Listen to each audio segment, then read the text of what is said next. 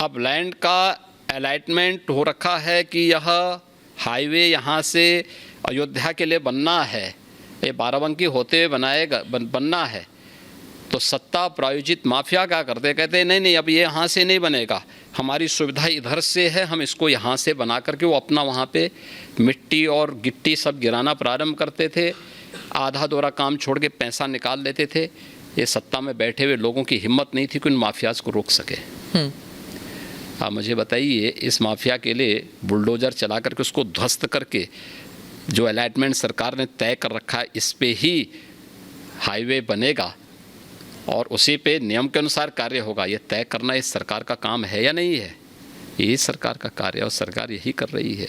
पर जैसे आपके प्रदेश में 19% मुसलमान पॉपुलेशन है और कई लोग कहते हैं, उस समुदाय के लोग कहते हैं कि आप वो बुलडोज़र को उनके घरों को तोड़ने में इस्तेमाल करते हैं। कोई निर्दोष मुस्लिम आके बता दे कि मैं निर्दोष था, मेरे साथ अन्याय हुआ है, कोई बता दे, कोई नहीं बोल सकता। और फिर न्यायपालिका तो सबके लिए खुली है ना। पर जैसे अगर किसी ने कानून तोड़ा है, जैसे ये माफिया के लोग हैं, पर उनका घर तोड़ना क्यों ज़रूरी पड़ गया? नहीं, अगर किसी ने सरकारी संपत्ति पे कब्जा किया है तो उसके लिए क्या करूं? आरती लेके जाऊं, थाली सजाऊं उनकी, जो अब तक होता था। उत्तर प्रदेश की जनता क्या चाहती है? उत्तर प्रदेश की जनता यही चाहती थी कि उनको सुरक्षा मिले और इन गुंडा तत्वों पर, इन माफियाज पर सख्ती हो। बीजेपी को प्राप्त जनादेश इस शक्ति की ओर लगातार इशारा करती है, आम पब्लिक के सेंटिमेंट को इसके साथ जोड़ती है।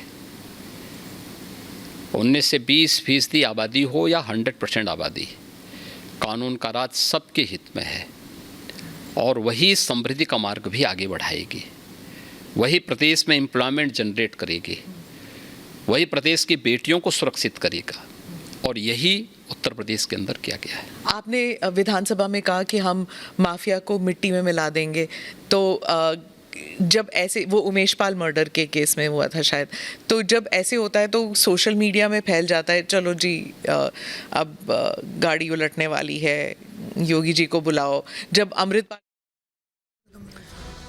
तो तमाम मुद्दों पर अपनी राय रख रहे हैं, माफिया के मुद्दे पर यहाँ पर कह रहे थे, लेकिन वापस में ज्ञानवापी के मुद्दे पर आती हूँ। और जुबैर साहब, आप कुछ बात यहाँ पर रख रहे थे, लेकिन बात वही यहाँ पर जवाद साहब कह रहे थे। मैं ये कह रही हूँ कि कोर्ट भी मान्य नहीं होगा, एएसआई का सर्वे भी अगर वो करने के लिए वहां पर पहुंचेगी तो पहुंच जाएंगे वहां पर कोर्ट में, और साथ ही ये भ्रांति भी फैलाएंगे कि वो फावड़ा कुदाल लेकर वहां पर पहुंच गए। ये भ्रांति फैलाई गई ना।